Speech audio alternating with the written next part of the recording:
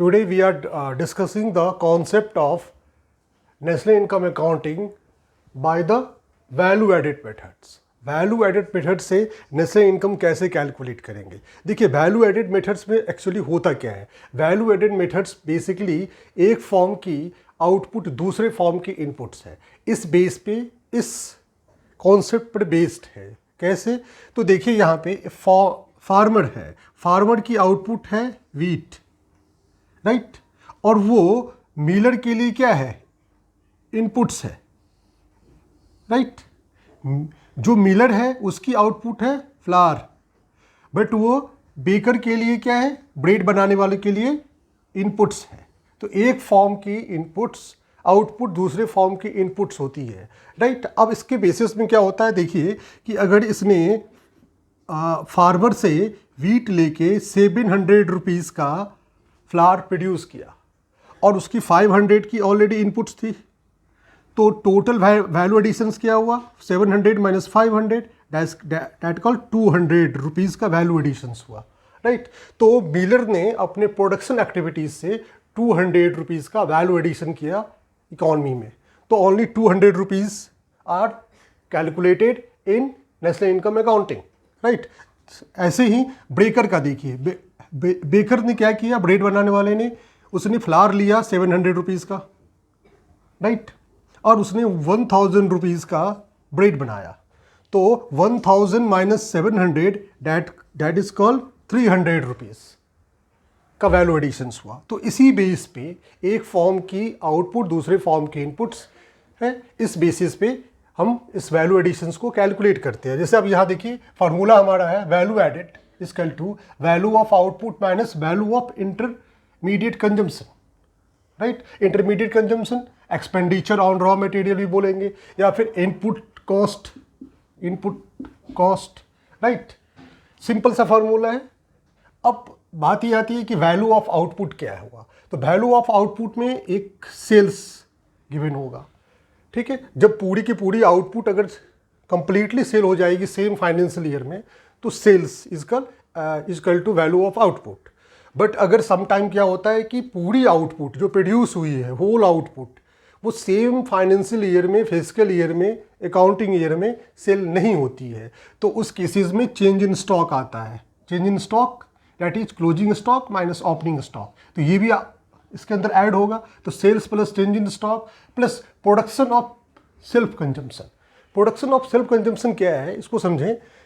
Production of for self consumption of goods, ये include होगा, goods include होगा। अगर कोई फार्मर गुड्स प्रोड्यूस कर रहा है, ठीक है, तो वो अपने कंजम्पशन के लिए भी गुड्स को रखेगा, राइट? अपने डे टू डे कंजम्पशन के लिए। अगर फार्मर राइस प्रोड्यूस कर रहा है, बीट्स प्रोड्यूस कर रहा है, तो वो कुछ पार्ट अपने सेल्फ कंजम्पशन के लिए रखेगा और रेस्ट पार्ट को मार्केट में सेल करेगा। अगर कोई स्वीट्स मेकर है, तो उसे अगर ज़रूरत होगी स्वीट्स की, तो वो अपने ही शॉप से परचेज करेगा ना, किसी दूसरे शॉप से तो परचेज करेगा नहीं। तो वो खुद जो उसने प्रोड्यूस किया है उसी को वो कंज्यूम करेगा।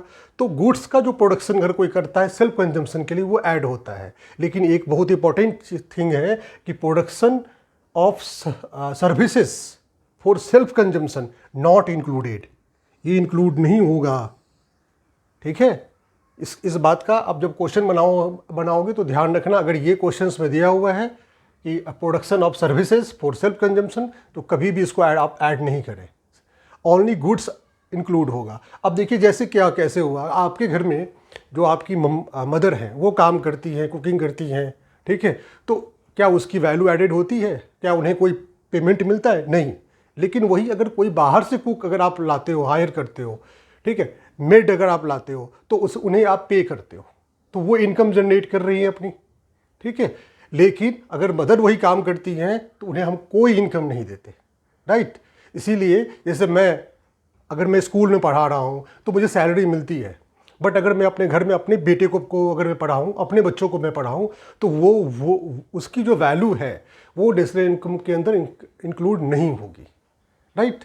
जैसे एक बहुत फेमस लाइन है पॉल सैमुअल्सन का, if you Mary your made you will reduce Nestle income. You will be reduce Nestle income.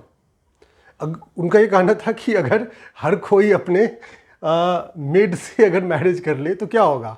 अगर मेड को आप पे कर रहे हो, अब मेड से अगर कोई मैरिज कर ले तो अब उसको पे करना नहीं पड़ेगा, लेकिन काम तो वो होगा, काम तो वर्क तो उतना ही होगा। तो उस केसेस में वो जो उसकी जो इनकम कैलकुलेट हो रही थी एज अ मेड, वो अब कैलकुलेट नहीं होगी नेशनल इनकम अकाउंटिंग में, तो नेशनल इनकम रिड्यूस कर जाएगा। ये काफ़ी फेमस स्टेटमेंट है, राइट। अब हम लोग देखिए, जब हमने इसको कैलकुलेट कर लिया value of output minus IC, तो हमारे पास आ गया gross value added at market price, that is called GVA at MP. और जितनी भी जीवीए आएंगे, जैसे यहाँ पे देखिए GVA by farmer, GVA by miller, GVA by baker, इसको हम ऐड करेंगे सिग्मा जीवीए, तो हमारे पास आ जाएगा जीडीपी एट एमपी।